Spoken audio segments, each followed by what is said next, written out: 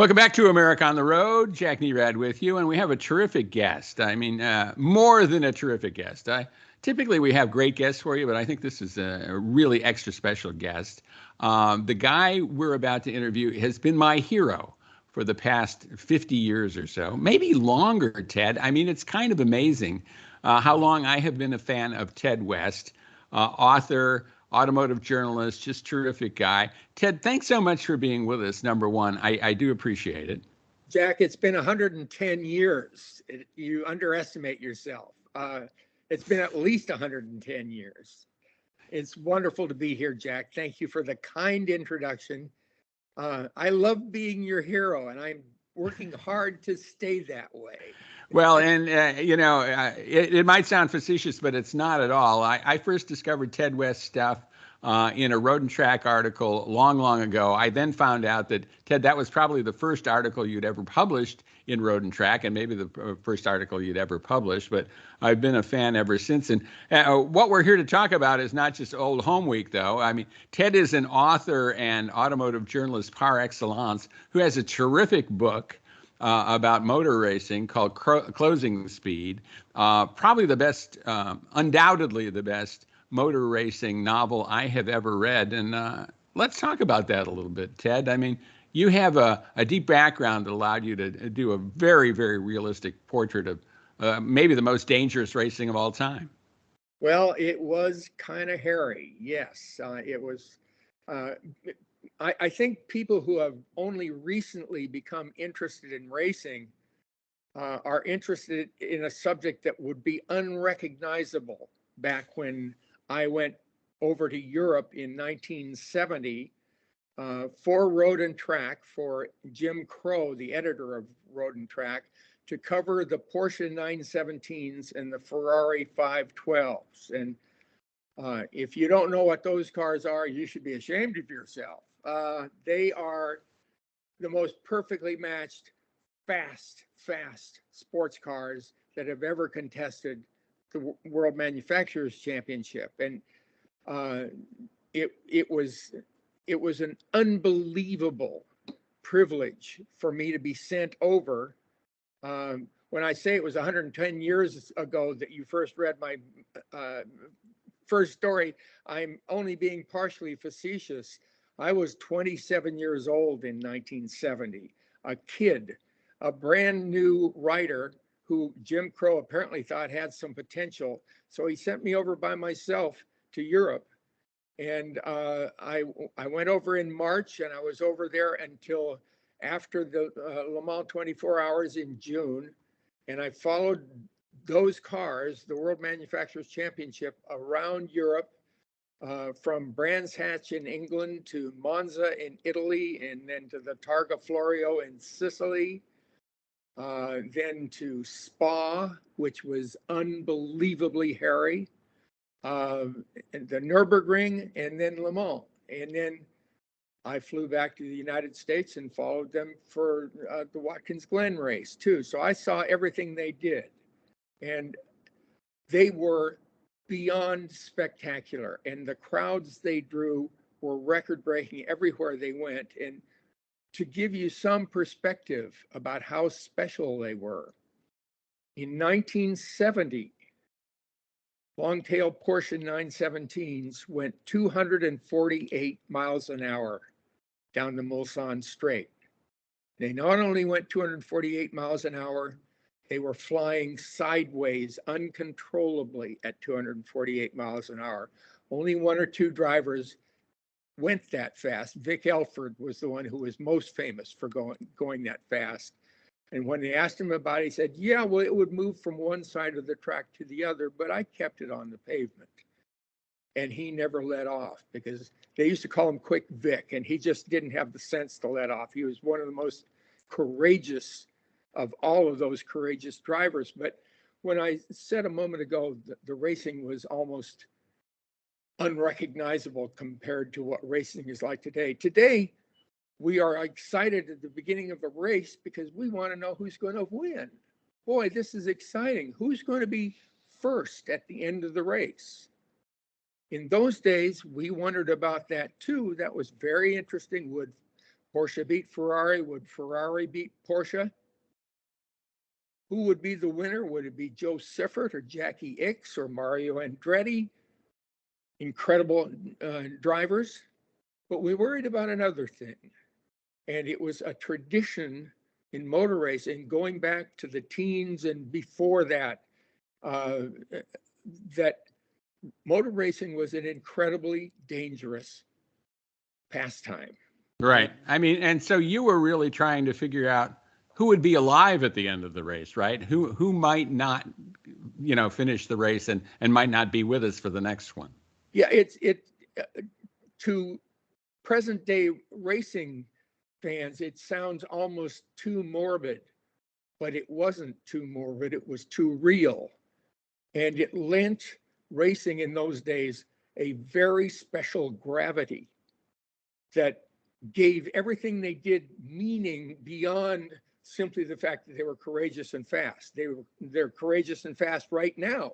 They're just as courageous and just as fast, but they don't have that black cloud overhanging what was going on all the time.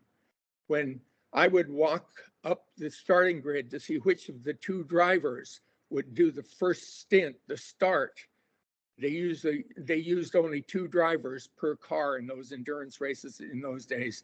I would walk up to see which driver was doing the start. And as I was walking through this line of 40 or 50 cars, it occurred to me every time one of these guys might not be here in another 3 hours. And it happened. It happened all the time. It happened more than once. And I think really that's one of the most dramatic things about Closing Speed, your book, is, there are a lot of books about racing that kind of compiled this happened, that happened, this happened, that happened, this car had this kind of power, et cetera, et cetera. What you get is the drama of it, the people who were involved in it, how it affected them emotionally, the interaction between those people. I think that's what, to me, gives it such, heft, such realism. And I think someone who doesn't care a one whit about motor racing would also love Closing Speed, because it's such an interesting human story. Well, thank you. I'm very gratified that you see it that way. And the reason that my interest took that form was, as I said, I followed these races around for 3 months in Europe, 3.5 months. And weekend after weekend, I was with the same people, and I got to know the drivers, and I got to know all the team personnel and the team managers and the racers' wives or girlfriends, or girlfriends, if you really want to know. And I got to know these all these people as people, not as just sort of the star over there in the distance. Because in racing in those days, you had a pit pass, racers had a pit pass, you walked down the same path with them, and you said, "Good morning, Joe, how are you feeling today?" And Joe, like Joe Siffert, would say, "Well, I'm feeling all right, I feel good, yes, nice to ask." It would be a matter of friendship among drivers and people of the press, especially after they got used to seeing you and they recognized you as a regular. And so as I got to know these people, that added a further complication to the riskiness that was involved, because I began to be attached to these people, and I didn't want to think of any of them as disappearing, and I didn't want to think of any of their wives as having to mourn the loss of any of these guys. And that was a very real possibility. And it lent a sense of drama, which was, I'm glad it isn't there now. I'm not saying I think we should kill drivers. I'm delighted that we don't. But it had an amazing consequence to the start of a race in those days. Because in 3 or 4 hours, there were an infinite number of times that something bad could happen, and there could be a crash and a fire, because in those days, fire was the risk. They didn't have the dry brake fuel couplings that were invented because of Vietnam.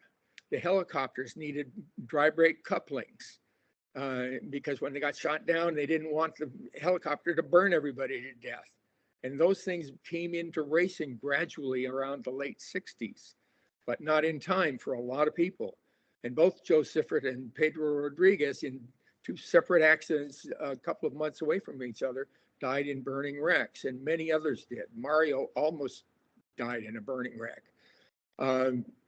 It was common, and there's nothing nice to say about it being common that somebody died in a racing car, but man, was it powerful. Yeah. And I think that kind of led to the way those people led their lives during that period of time, right? I mean, there's it kind of cheapens it in a way to say it's the soap opera aspect to this, but there was, a lot going on emotionally between all the individuals, the drivers, the team managers, journalists, people connected with the sport. And certainly that's a big part of your book, isn't it? Well, yeah, it was almost a secret topic. The drivers themselves didn't talk about it much, but every once in a while you would see somebody say, well, it happens. And then their face would go kind of blank, and then they would change the subject. But they understood that they were in real risk. And they understood that they were choosing it every time they got into the car, strapped themselves in for a start. And I thought, my God, what incredibly brave people these were, because they were doing it with full consciousness that it was a terribly risky thing, and they had to put full faith in their own skill, but in their own fate. And that is talked about in the book. It's a large part of what goes on in the book, that there are people who lose. And it was just such a powerful experience in those days. Right. Well, when we come back, I want to talk to you about that, Ted. So we're going to take a break here, and we're going to come back with Ted West, author of Closing Speed, multiple Ken Purdy award-winning author and writer, and Jack Nerad's hero. So stay with us for that. We'll be right back with Ted West when we come back. So stay with us.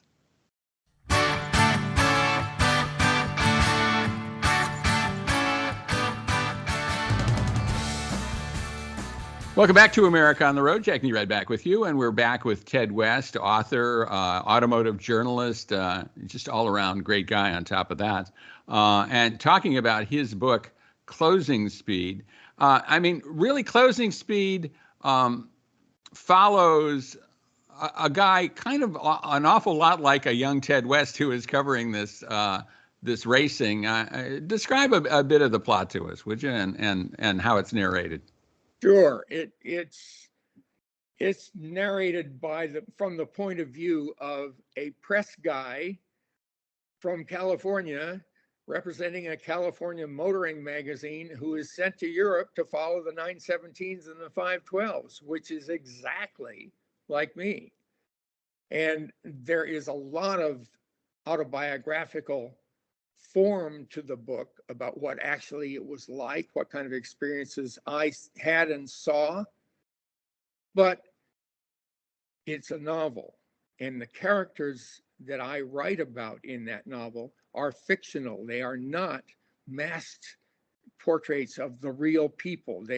A couple of them are villains, and I am not writing a book that made certain people villains in the real cast of characters. But there were villains in those days, as there are villains every day. And I wanted to be able to characterize what kind of a person a motor racing villain tended to be. And in the story, one of the villains is very, very operational in what ends up happening in the story. Right. Well, and there are certainly heroes and villains in this, aren't there? I mean, there are people who are, and some of the drivers are exceptionally noble, and people that you absolutely would venerate, really. And then there are others who, much less so. And you probably saw all of that, didn't you? Absolutely. I saw real heroes, heroes that to this day I believe are living heroes. Jackie Stewart is a living hero. He's a wonderful, wonderful man. Mario Andretti is a wonderful, wonderful man. And there were a couple of people who I just think are swine. I'm sorry. They are egotistical, self centered, backstabbing. They're just terrible people. But then I'm not surprised by that. You shouldn't be, because in any group of heavily motivated people, you're going to find exaggerated emotions at work. And in a thing like motor racing, a professional motor racing guy is going to be bigger than life in all respects. And if he's a good guy, he's so good you can't stand it. And if he's a bad guy, you just can't believe what he's capable of doing. Yeah. And, in a lot of ways, it strikes me the drivers in your book, in Closing Speed, are a lot like fighter pilots or something like that in World War I or World War II. Many of them are not coming back from that mission. And every day it's around the corner that can happen to them. And, that has an effect when you're talking about people who are 20 to 30, 20 to 40, maybe. Probably none of the drivers that you write about were anywhere even near 40 years old. I mean, these are young men going through some very traumatic times and very stressful times. Well, as a matter of fact, that was one of the reasons I got to know them really well, is because I was their age. They were in their late 20s, just like I was. A lot of them were 26, 27 years old, maybe early 30s. And you talk about fighter pilots. Well, that's exactly the same atmosphere that was in racing in those days. And in fact, I had a wonderful conversation with Dan Gurney one day in the Indianapolis cafeteria, because it was a rainy day during practice and they don't run during the rain. And so there was nothing else to do but sit down and have a cup of coffee with Dan Gurney. And God, I wish I could do that this afternoon. It was wonderful. But I asked him, listen, Dan, tell me what this feeling was like when you were in your Formula One car and you were racing. And he said, well, I can do it very easily. I was in my car and there was a guy ahead of me. And I felt just like a fighter pilot with my machine guns. And I was chasing him around corners, trying to shoot him down. And that's what I did all afternoon.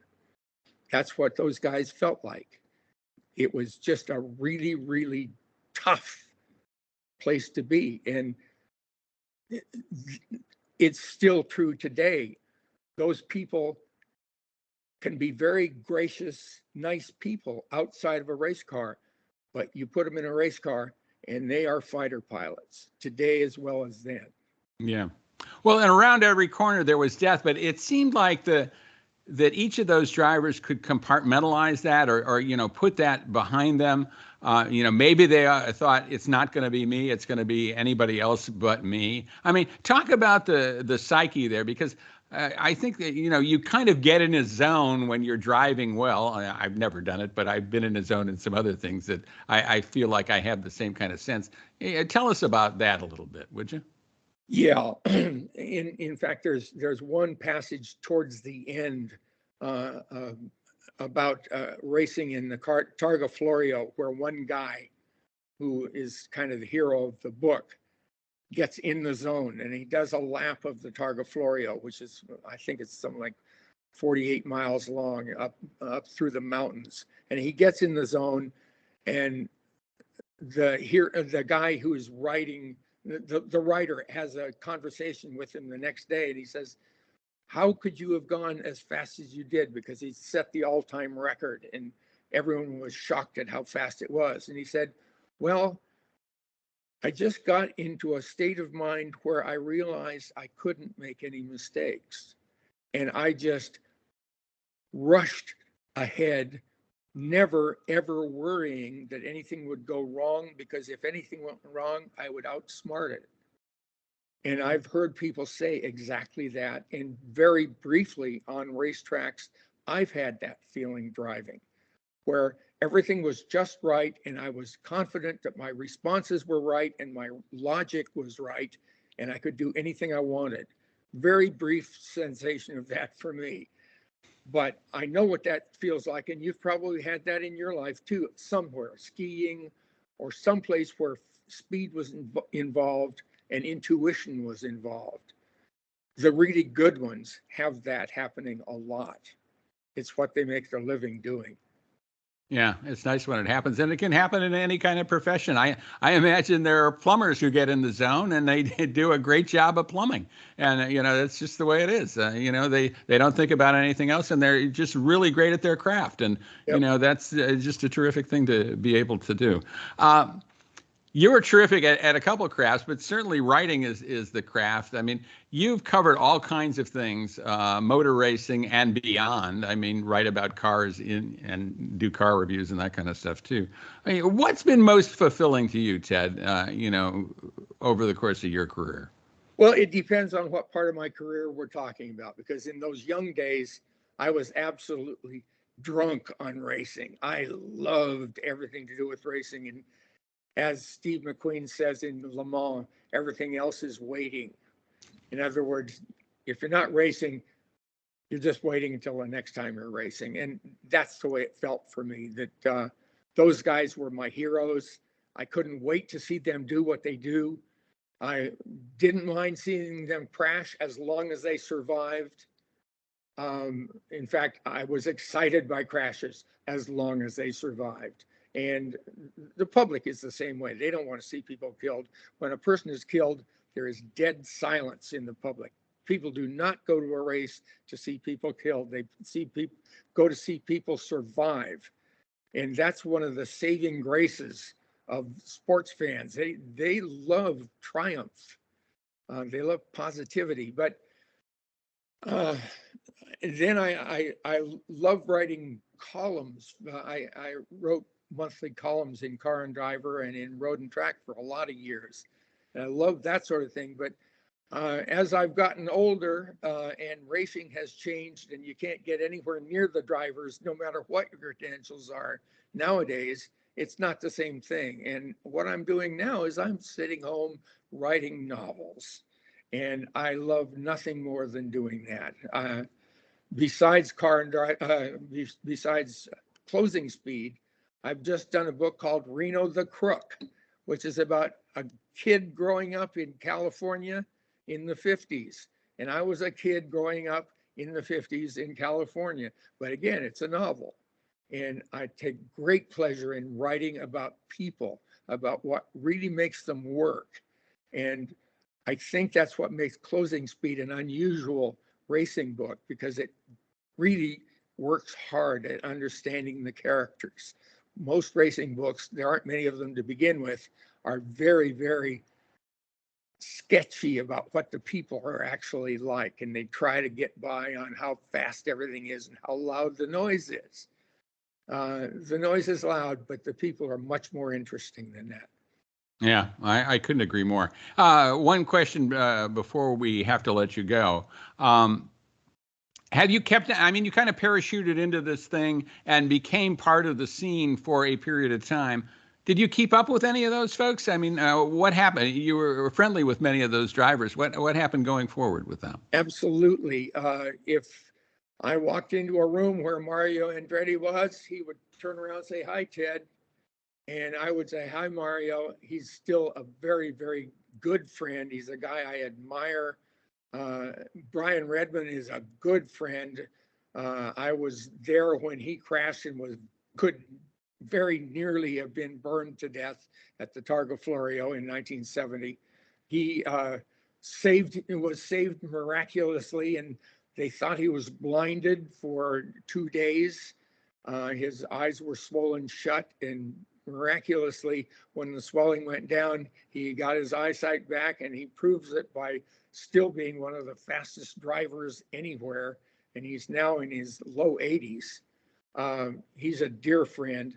There are a lot of guys from those years that I still am acquainted with, and I like them a lot.